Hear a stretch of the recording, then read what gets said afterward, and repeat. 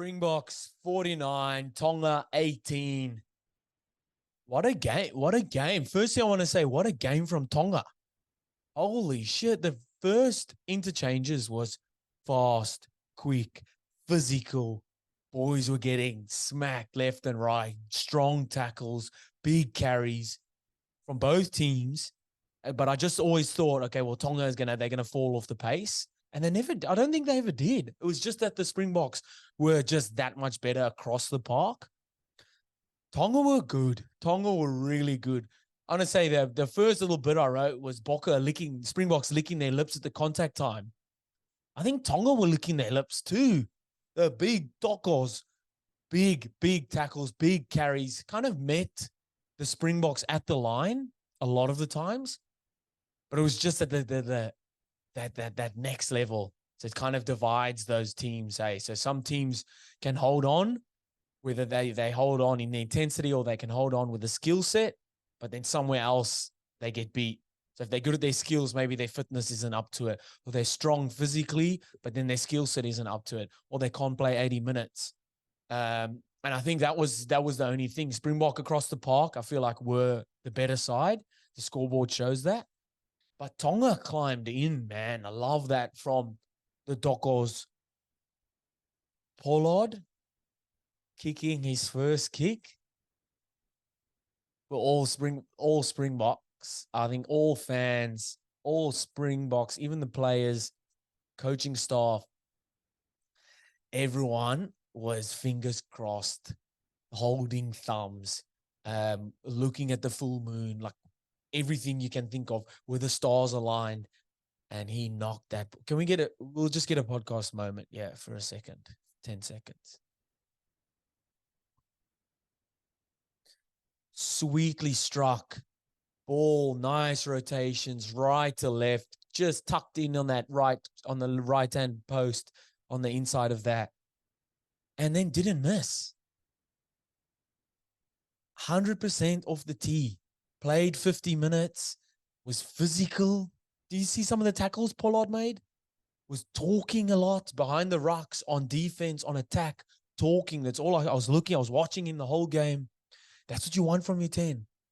No injury. I don't think he got injured. No niggles. He'd be sore. 100% he'd be sore. But it didn't look like he got injuries. And I said it last week. Start Pollard. Give him 60 minutes. They gave him 50. And they pulled him off and they put Marnie on. Credit to Marnie. Marnie Lebok come on and kicked 2 out of 2 as well. And that was great. Big kicks. And I think that's just the tide raises all boats. I think that's what it's called. Andre Pollard has obviously had a very positive impact on Lebok since he's been in the camp. That's what I think.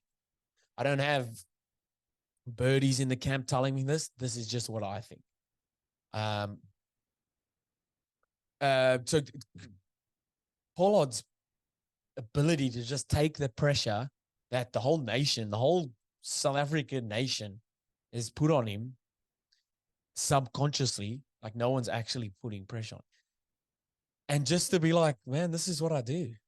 It reminds me of, it was 2011. I mean, I think Andre Pollard was still in grade 11, and the Springboks under 20s was in South Africa.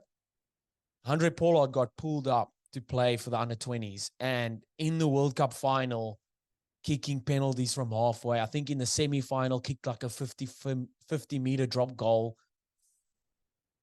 The guy's built for pressure, man. Built to play on this big stage. And yes, Tonga might not have been the big or like the strongest opponents, but they came at him, man. They threw traffic his way. Those are big boys. And he doesn't step back from that contact. So it was good to see getting stuck in, making a couple tackles. I think he's one of the fly-offs that actually enjoys tackling. Pollard, big tackles. So I think that he's done enough there to cement a quarterfinal position 10 there for me. Again, I'm not Russie or Jock, but I would be putting Andre in at 10, slotting straight into there. I thought the Springboks did really well, like scrapping and competing for all rucks. or for anything really, running for tackles. Like if you missed the first one, getting up to hit the next one. There was one part, I think it was in the second half, it would have been, because Jesse Creel came on. And I think he rushed out of the line to make a tackle, which he does. He's been doing really well. Missed the tackle. They got the ball away. Tonga ended up kicking the ball instead of, and they showed a nice aerial shot in which I can't play any of the footage because Rugby World Cup is just copywriting everything.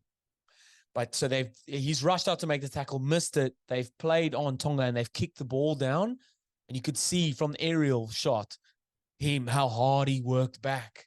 And he ended up there was a few hands, they passed, and the last man kicked the ball inside. And who was there to make that cover? Jesse Creel. Just those small little 1% things like that. He could have easily stopped there where he missed the tackle, rushing out of the line. It would have been easier for him to just jog back, but he sprinted back to then make that cover, stop, collect the ball, and play from there. Those little things like that is what builds these teams to then go on and to make that next step, to make the quarterfinals, the semis, little things like that. So yeah, Boca scrapping for everything. I think the forwards, for all the forwards, like I said, these guys are big, but they are so mobile as well, getting around the park. Even Etzebeth, like Kwaka Smith, when he came on, absolute beast. I think Dwayne Vermeulen has been really good. He's an older head, so what he brings off the field is probably helping the guys a lot. But when he's on the field, he's on the field, man. Hitting rucks, carrying big tackles. I think there was a few times where the Springboks got tackled out of touch. I feel like too easily. When you want to build phases, you want to build attack, build patience on attack. You want to be building phases. You want to be staying in field, especially when you get into that 15-meter in the traps. You can't be tackled out too easily. And you don't want that. You want to build phases and put your opposition under pressure by building phases in their half. And being tackled over the touchline is almost like a get out of jail free for the opponents. And I think Springboks at times were struggling to build phases. It did eventually get to that, and I mean, that's credit to Tonga. These guys are making strong tackles and pests at the ruck. I think Willie Leroux's try is a great just awareness of what was going on. So it was a Tonga's exit play from a line-out or scrum, I think. And the 12 went to carry the ball. And credit to Mani Lebok, great tackle there. The ball popped out. And I've always said this, on turnover, you want to shift the point of attack. So that's happened here on one side, two or three passes. Willie was right on the edge. He would have been calling for it and went over in the corners. Great awareness there, I felt like. And then I think back in the day, their Springboks are just tucking the ball up and hitting it up. So I think that more attacking style that the Springboks have brought in has been great to see. Man, at one stage, Marco van Staden, Kwaka Smith, and Dion Fourie were on the field. No ball was safe. No ruck was safe. Those boys born like this over the ball. That's maybe a tactic going forward, but I do think, van Staden struggled a bit with these throw-ins. Shifting over to Tonga, very lackadaisy at some point. Some big boys, but like for them to move laterally in defense, it can be hard because they are such bigger bodies. In saying that, they did really well to match the Boca in a lot of the phases and to disrupt rucks. There was a lot of opportunities where they were in the Boca's 22. I think they spent like the first 15 minutes there after Kobus Reinach's try, but didn't convert that into points. And that's what, when you're playing these big teams, when you're playing any team really, you visit the 22 or the opposition's 22, you need to be converting to points, applying that scoreboard pressure. And they didn't have that. They did eventually show further on in the game a patience on attack when big Ben Tamifuna, the big doko, crashed over for his try. I mean, he's been a revelation, I feel like, for Tonga. Like, yes, he was great for Chiefs when he played there back in the day and moved over. I think he went over to Racing overseas. There's always photos of him. He's naturally a big boy, but there's at one time where he kind of blew out a bit. Obviously, still playing top line rugby, but man, so what do I know about how big or small you should be? But I think I'm pretty sure he's the biggest player or the heaviest player at the World Cup now. But man, what he does for that team, he's obviously very instrumental for them because he's been with them for such a long time.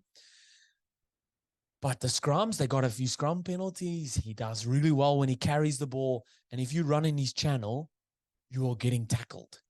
He's making a hit on you. So big shout outs to big Ben Tamifuna.